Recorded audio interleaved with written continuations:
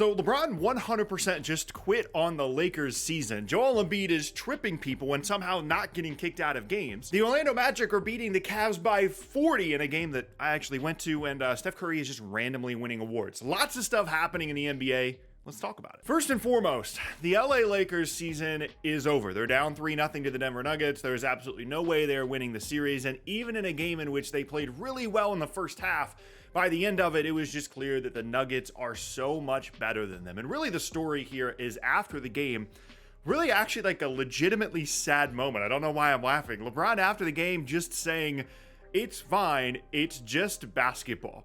And it's just basketball. At the end of the day, it's just basketball.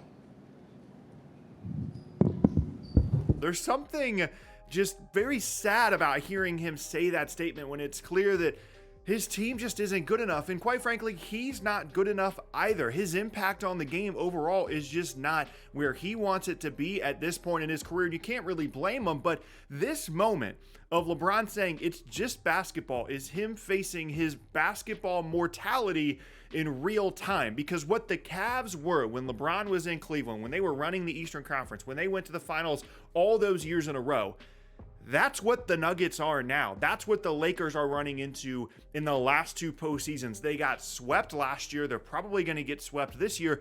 And they're good this year. They came into the playoffs 22-10 coming into the playing game in the last 32 games. One of the better teams in a conference post All-Star break. They were healthy. They were ready to go. They added pieces in the offseason, and they're still just not good enough. They can't beat Jokic. They can't beat this Denver team, even when Denver doesn't play very well in the first half. They've been down in the first half of every single one of these games, and the Lakers still just cannot beat these guys. And seeing LeBron accept his fate in the middle of a press conference, and just like last year at the end of the season where he was like, "Oh, I have to really think about how many years I have left in this game," seeing him realize that and recognize that in real time was an unbelievable moment. And yes, they might win a game. They might win game 4 at home. But it's clear that LeBron knows they're not capable of beating this team. He's one of the smartest basketball players that we've ever had. He knows that this roster just is not good enough. And it's not just LeBron, by the way, that's having a negative experience with all this. D'Angelo Russell, for the second consecutive postseason series against Denver, is just like not really involved. Now all of a sudden he's sitting completely away from the team while they're in the huddle. He's not involved, not engaged at all. I've talked about this in the beginning of the series, how his inability to make plays, make the correct decisions was detrimental to their chances to potentially do anything in the series. And as much as I was hopeful that this series was going to be interesting at some point, clearly it's over. But somehow, LeBron basically quitting on the Lakers after the game was not the craziest thing that happened yesterday in the NBA. Joel Embiid, the only way I can phrase this is that he got away with something that he absolutely should have been ejected for in this game against the Knicks. The Sixers, by the way, end up winning the game. Joel Embiid was awesome. He scored a ton of points. He actually looked really good and really healthy for the first time in a minute. But this play against Mitchell Robinson, by the way, Mitchell Robinson was in a walking boot after the game. There is no explanation for whatever this was from Joel Embiid, because you go back to the play right before this, right before he's just grabbing at the legs of Mitchell Robinson, which is unbelievably dangerous, by the way. Joel Embiid is mad that he didn't get a foul call on this missed three-point shot, and then 10 seconds later is grabbing at the legs of Mitchell Robinson, trying to foul him, trying to make sure that he doesn't land on Embiid. He said after the game that he just wanted to make sure he didn't land on him, didn't land on his knee. And yes, I mean, obviously we know that Embiid's not healthy, and maybe that was the reasoning behind it. But that's not even the big deal here. The reasoning behind why Embiid did this isn't the big deal. The big deal is that he stayed in the game. There are so many guys in the league, Draymond Green, so many guys in the league that would have 100,000% not finished this basketball game if they did this in the middle of the game. Yeah, Joel Embiid was able to continue, got a flagrant one, was awesome for the rest of the game, and the Sixers won their most important game of the season. If they throw out Joel Embiid as a result of this play, the Sixers lose the game, and their season is over. They're down 3-0 to a very good Knicks team. That is it.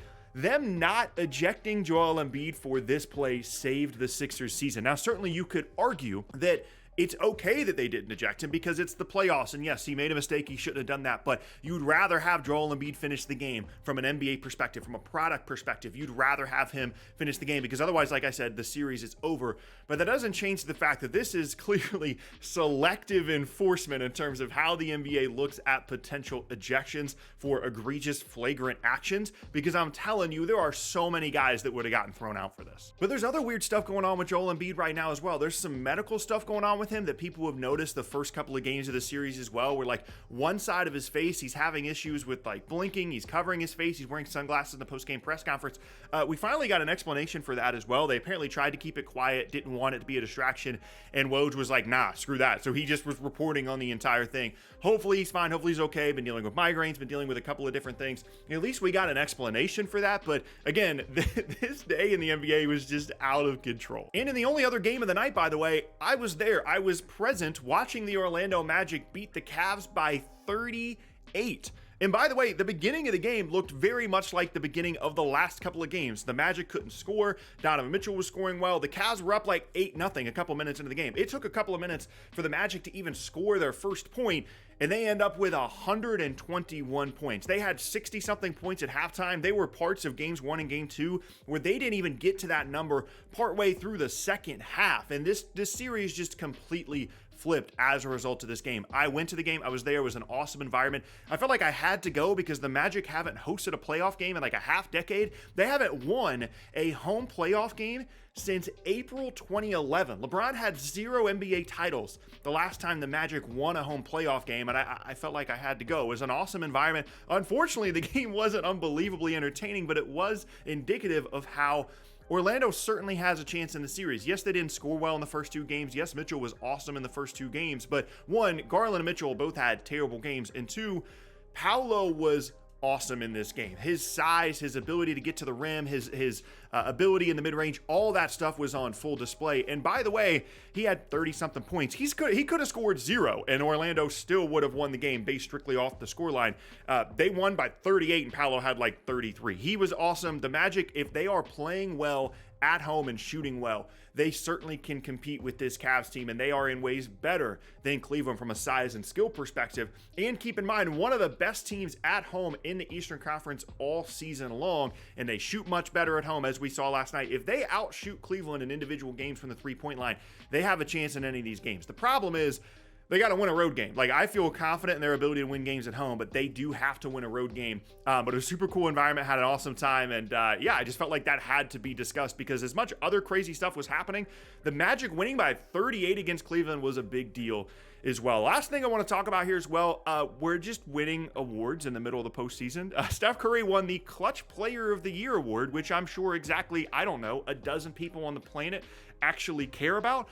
A lot of discourse online about how this was even decided, and basically Steph Curry had the most clutch points in the league this year. Not necessarily by minute. That was actually DeMar DeRozan, who finished second in voting, but I don't really know why we just have these random awards to hand out in the middle of the postseason, but we do. Congrats to Steph Curry, Clutch Player of the Year. SGA finished third, DeRozan finished second, and Steph finished first. And that's all the crazy stuff that happened in a wild NBA day yesterday.